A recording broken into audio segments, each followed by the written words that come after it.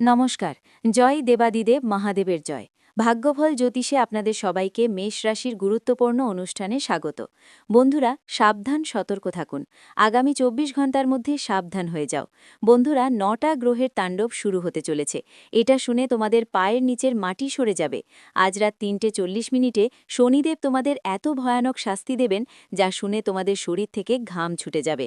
দেখো, এবার যে খেলা শুরু হতে চলেছে তা সাধারণ হবে না। কিছুদিন ধরেই তোমরা অনেক কষ্ট পেয়েছ, ছোট ছোট ব্যাপারে অনেক কাঁদেছ, কিন্তু এবার ন্যায়ের দেবতা শনিদেব তোমার এক এক কাজের হিসেব নেবেন। আজ পর্যন্ত এমন ভবিষ্যৎবাণী আপনি কখনো কোথাও শুনে নাও ভাবতে পারেন। বন্ধুরা, এই ছোট্ট ভিডিওটা অবশ্যই সময় নিয়ে দেখবেন আর শেষ পর্যন্ত মন দিয়ে দেখবেন, কারণ আজ আমি আপনার জীবনের এক একটা কঠিন সত্য খুলে বলবো। দেখুন বন্ধু, ভাগ্যে যা লেখা আছে সেটাকে কেউ বদলাতে পারে না, শুধু মানুষই তার কর্মের মাধ্যমে তা বদলাতে পারে। তাই আজ আমি এই ভিডিওতে আপনাদের বলবো কোন কাজগুলো আপনাকে করতে হবে আর কোন কাজগুলো থেকে বাঁচতে হবে। পুরো ভিডিওটা শেষ পর্যন্ত সময় দিন। দেখুন বন্ধু, আপনার মনে যদি তোমার কোনো প্রশ্ন থাকে, মনের মধ্যে কোনো সন্দেহ থাকে, কিছু জানতে চাও, তাহলে কমেন্ট বক্সে নিশ্চয়ই জিজ্ঞাসা করো। গুরুদেব তোমাদের সব প্রশ্নের উত্তর দেবেন। কিন্তু দেখো বন্ধু, এবার যে ভবিষ্যৎবাণী হতে যাচ্ছে তা মোটেই সাধারণ হবে না। প্রথমেই তোমাদের কাছে হাত জোড় করে একটা অনুরোধ, এই ছোট্ট ভিডিওটা লাইক করে দিও আর কমেন্ট বক্সে ওম গণেশায় নামা লিখে দিও। গণেশজি তোমাদের সব মনোকামনা পূর্ণ করবেন। দেখো বন্ধু, তোমাদের কুণ্ডলী অনুযায়ী আজকের দিনটা হলো এটা খুবই শুভ হবে, কারণ পুরো ৭২ বছর পর বন্ধুদের জন্য ধনলক্ষ্মী যোগ তৈরি হচ্ছে। মানে এই যে আজকের দিনে টাকার দরকার না কারও নেই। ভগবান কুবের আর মা লক্ষ্মী ছাড়া সবাই টাকার জন্য তৃষ্ণার্ত। সবাই ঝকঝকে টাকা জমিয়ে নিজেদের স্বপ্ন পূরণে ব্যস্ত। প্রত্যেকের প্রফেশনে প্রচুর টাকা চাই। তো আমি তোমাদের বলে দিই, দেখো, ধনলক্ষ্মী যোগ হচ্ছে ঠিকই, কিন্তু শনিদেবের ছায়া এখন তোমাদের কুণ্ডলিতে খুব বেশি পড়েছে, যার সরাসরি প্রভাব তোমাদের জীবনে পড়বে। তোমাদের বন্ধুরা, এমন কিছু ঘটনা ঘটবে যা তোমাকে ভেতর থেকে পুরোপুরি ভেঙে দিবে। তোমার সামনে এমন অনেক পরিস্থিতি আসবে যেখানে তুমি নিজেকে পরাজিত মনে করবে, কিন্তু দেখো, তুমি হারোনি, কারণ আমি তোমাকে বলেছি যে ভগবান শনিদেব তোমার পরীক্ষা নেবেন এবং তুমি এই পরীক্ষায় ১০০১% সফল হবে। এখন দেখো, তুমি যা কর্ম করেছো তা তোমাকেই ভোগ করতে হবে। গত সময় যে ব্যক্তির সাথে তুমি প্রতারণা করেছিলে, যাকে তুমি ধোঁকা দিয়েছিলে, সেই ব্যক্তি আবার তোমার জীবনে এসে তোমার সঙ্গে মুখোমুখি হবে। জীবনেও সবসময় মনে রেখো, প্রতারণা করা কিছু না কিছুভাবে একদিন আমাদের কাছে ফিরে আসে। আপনি ভাবেন যে আমি নিজের সুবিধার জন্য কারো সুযোগ নেব আর সেটা সামনে থাকা মানুষটা বুঝবে না, কিন্তু দেখুন বন্ধু, মানুষ বুঝুক বা না বুঝুক, ঈশ্বর আমাদের একটি ক্ষুদ্র ক্ষুদ্র কাজের ওপর খুব সতর্ক নজর রাখেন। তাই আমি আপনাদের বলছি, আগামী দিনে কারো সঙ্গে কখনো ঠকাঠকি করবেন না, কারো সঙ্গে খারাপ ব্যবহার করবেন না, কারো প্রতি অপমানজনক কথা বলবেন না। যতটা সম্ভব নিজেকে শান্ত রাখার চেষ্টা করুন। আর দেখুন বন্ধুরা, ৪ জনের মধ্যে যখন আপনি যান, অনেক সময় আপনার ইমেজের ওপর খুব খারাপ প্রভাব পড়ে, কারণ আপনার কুণ্ডলীর ৩য় ঘরেই কেতু অবস্থান করছে। আর কেতু আপনার ইমেজ নষ্ট করার জন্য পুরো চেষ্টা করছে, আপনাকে এমন পরিস্থিতিতে ফেলে দিয়েছে যেখান থেকে বেরোয়া প্রায় অসম্ভব। বন্ধুরা বলছে, আপনার বাড়িতে কোনো অতিথির আগমন হতে পারে। ছোট্ট অতিথির কিলকারি নিয়ে শুভ খবর পাবেন, কারণ বন্ধুরা বলে, যাকে আসতে কেউ থামাতে পারে না, যাকে যেতে কেউ বাধা দিতে পারে না। আপনার জীবনে ২ রকমের পরিস্থিতি তৈরি হবে। এক, নতুন কিলকারি নিয়ে একটা খুব বড় সুখবর আছে, যেটার জন্য তুমি বহু বছর ধরে অপেক্ষা করছিলে। তুমি কত মনের ইচ্ছা করেছো, কত মন্দিরে গিয়ে প্রার্থনা করেছো, কিন্তু ফল হয়নি। এখন তোমার সেই ইচ্ছা পূর্ণ হবে, কিন্তু সময়ের চাকা কখনো থেমে থাকে না, সেটা ঘুরতেই থাকে আর পরিস্থিতি বারবার আমাদের সামনে এনে দেয়। ঠিক তেমনি বন্ধু, কারো অসুস্থতার খবরও তোমার কাছে আসবে, যেটা তোমার মনকে খুব বেশি অস্থির করবে আর খুব বেশি কষ্ট দেবে। কিন্তু দেখো, যে মানুষ অন্যের কষ্টে কষ্ট পায়, এমন মানুষদেরই আমরা বলতে পারি। বন্ধুরা, হাসপাতালে যেতে হবে, যেখানে যেতে হবে সেখানে যান। ডাক্তারের কাছ থেকে এক এক করে ছোট ছোট তথ্য সংগ্রহ করার চেষ্টা করুন। আপনি যে কারো জন্য হাসপাতালে যাচ্ছেন, মা বাবার জন্য হোক, জীবন রক্ষার জন্য হোক, সন্তান বা নিজের জন্য হোক, প্রতিটা জিনিস ভালো করে বুঝে নিন। ওরা আপনাকে বলবে কিভাবে অবহেলা করবেন না আর কি কি সাবধানতা নিতে হবে। কারণ বন্ধু দেখুন, আমাদের জীবন আমাদের হাতেই আছে আর আমাদের পরিবারের মানুষগুলো আমাদেরই নিজের। আপনি একদমই একদমই ভয় পাবেন না, কারণ আমরা যদি সময় মতো সাবধানতা অবলম্বন করি তাহলে অনেক সমস্যা থেকে সময় মতো বাঁচা যাবে। আপনি সবাইকে বলছি, বন্ধুদের যারা আগেও যাদের সাথে প্রতিশ্রুতি দিয়েছিল একসাথে থাকার আর সাহায্য করার, এখন সেই প্রতিশ্রুতি পূরণের সময় এসেছে। কারণ যদি তুমি কারোর সাথে ঠকাও বা কাউকে প্রতারণা করো, তাহলে তোমার পালারও অপেক্ষা করো। একটা কথা অবশ্যই বলি, আর এই সময়টা তোমরা ভালো করে মনোযোগ দিও। বন্ধুদের কারো ঝামেলায় কাঁটা দেওয়ার চেষ্টা একদম করো না। কেউ দুই পক্ষের মধ্যে ঝামেলা করছে, কেউ দুইজন বাইরে লড়াই করছে, তাহলে তোমরা মুখ বন্ধ রেখে যাও। কারণ মাঝে মাঝে মুখ খুললে মূল্য অনেক বড় ক্ষতিও বহন করতে হতে পারে। যদি কোনো ব্যবসায়ীরা ব্যবসার জায়গায় ঝগড়া করছে, তাহলে নিজের মুখ বন্ধ রাখো। কাজের জায়গায় সহকর্মীরা ঝগড়া করলে নিজের মুখ পুরোপুরি বন্ধ রাখো। আর পরিবারের মধ্যে কেউ কেউ যদি কিছু নিয়ে ঝগড়া করছে, তাও নিজের মুখ একদম বন্ধ রাখো। কেন? কারণ বন্ধু দেখো, এই সময় তোমার কুণ্ডলী তৃতীয় ঘরে কেতু প্রতিষ্ঠিত আছে, আর তোমার সুনাম খারাপ করার জন্য এই জিনিসগুলোই যথেষ্ট। সবার আগে তোমার মুখ সবার সামনে একদম বন্ধ রাখতে হবে। যতটা সম্ভব মানুষের সাথে কম কথা বলো। কাউকে ফাঁকা কথায় সময় নষ্ট করো না। নিজের কাজ শেষ করে জীবন এগিয়ে নিয়ে যাও। কারণ এই ছোট ছোট অভ্যাসগুলোই বন্ধু, যেগুলো তুমি যতটুকু সম্ভব ঠিক করার চেষ্টা করবে। এখন তোমার অবশ্যই খেয়াল রাখতে হবে যে সামনে জীবনে অনেক ওঠানামা থাকবে। জীবনের নামই তো ওঠানামা, আর এখান থেকেই আসল জীবন শেখা যায়। কারণ যদি জীবনের সবকিছু একরকম থাকে, তাহলে সেটা জীবনই নয়। দেখো, তোমার কুণ্ডলিতে এখন রাহুর দশা বেশ অশুভ চলছে। আমাদের গুরুদেব বলেন, যখন রাহু খারাপ অবস্থায় থাকে তখন মানুষ বারবার ঠকায়, আর ঠকানো হয় ঠিক সেই জায়গা থেকে যেখানে সে সবচেয়ে বেশি বিশ্বাস পড়ে, যেখানে চোখ বন্ধ করেই আপন মনে করে। আপনাকে ঠকানো হবে ঠিক সেটি থেকেই। অনেকবার এমন হয়, ধরুন আপনি কোনো কাজ করতে যাচ্ছেন, আর কাজ করার সময় এবং বন্ধুদের সঙ্গে দেখবেন তখন আপনার মানসিক অশান্তি বাড়ছে। আপনার মন খুব বেশি বেচেন থাকবে, আপনার মন খুব বেশি অস্থির থাকবে। বন্ধুরা, জীবনের ছোট ছোট জিনিসগুলো খারাপ হতে শুরু করবে।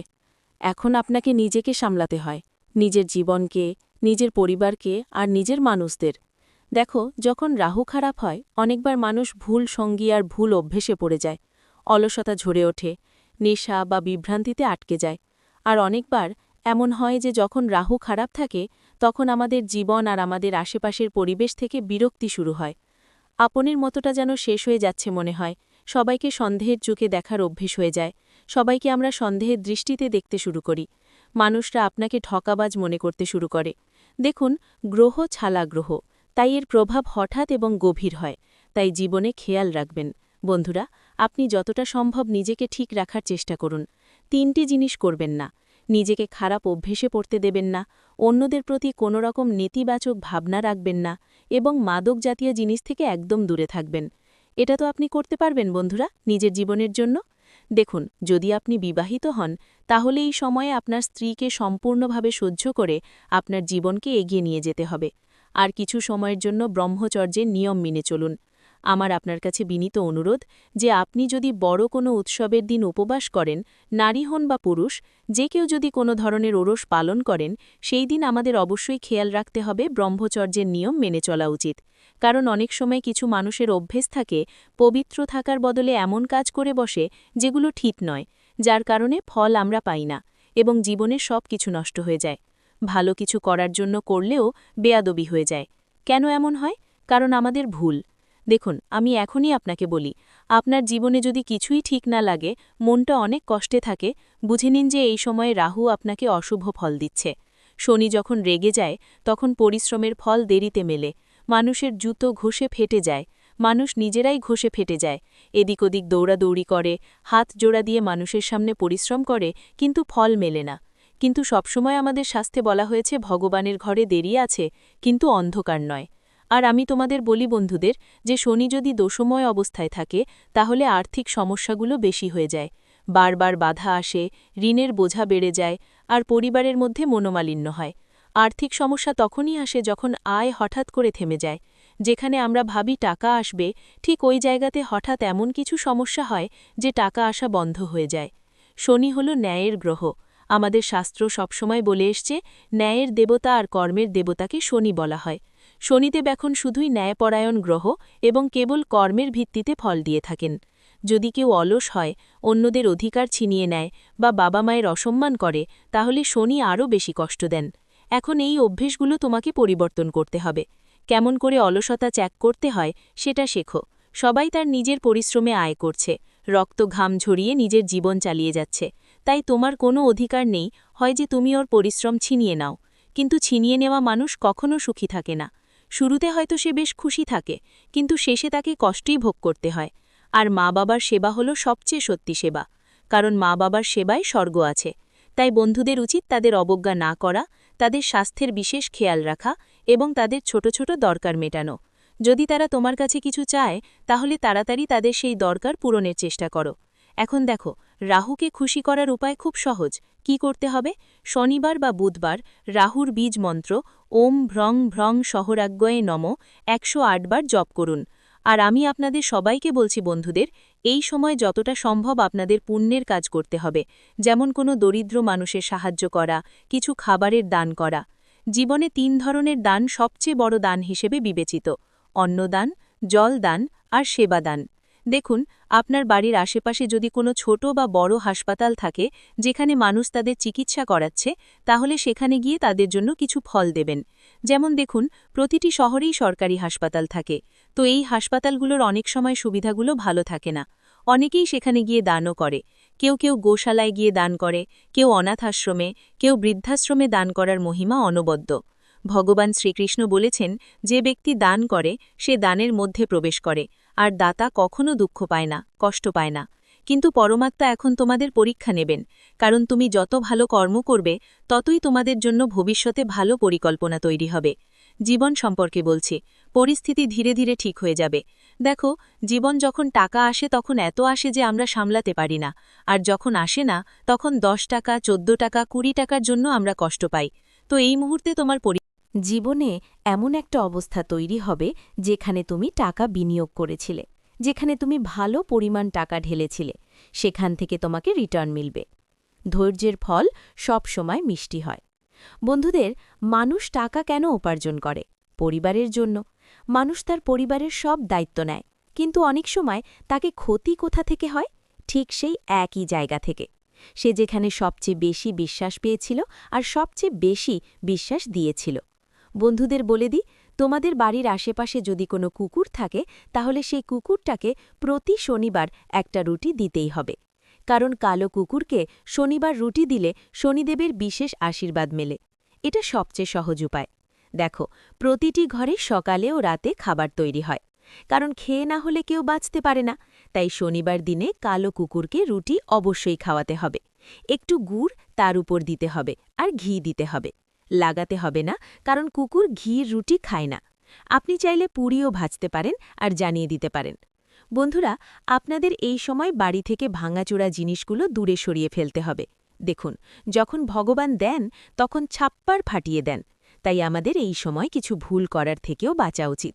দেখুন, গরিব মানুষ সব সময় গরিব থাকে, কারণ তার চিন্তা ছোট থাকে।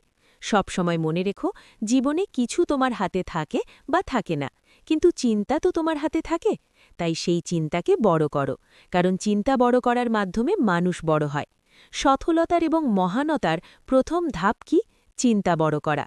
একটা ছোট্ট আমি তোমাকে তথ্যটা দিয়ে দিচ্ছি, মন দিয়ে শোনো। তোমার বাড়ির আশেপাশে যদি কোনো কবরস্থান বা শ্মশান ঘাট থাকে, তাহলে ওদিকে একদম যেও না ভবিষ্যতে। কেন? কারণ আজ রাত 11টায় তোমার জীবনে একটা বড় ঘটনা ঘটবে। একটা ছোট্ট ভুলও তোমার বাড়িকে ধ্বংস করতে কোনো কসর রাখবে না। তোমার স্বপ্ন অনেক বড়। তুমি চাও তোমার জীবনটা আরামদায়ক হোক। জীবনে টাকা কমে না, যা কিছু ছবে সব তোমার হয়ে যাক। এটা তখনই সম্ভব হবে যখন তোমার কাজকর্ম ভালো থাকবে, তোমার সঙ্গ ভালো হবে, ভালোই থাকবে। ভিডিওটি এখানেই শেষ করছি। ভিডিওটি যদি ভালো লেগে থাকে তাহলে অবশ্যই একটি লাইক দিয়ে চ্যানেলটি সাবস্ক্রাইব করে যাবেন এবং কমেন্ট বক্সে জয় দেবাদিদেব মহাদেবের জয় লিখতে ভুলবেন না। দেখবেন, মহাদেবের কৃপায় আপনারা সবাই ভালো থাকবেন। ধন্যবাদ।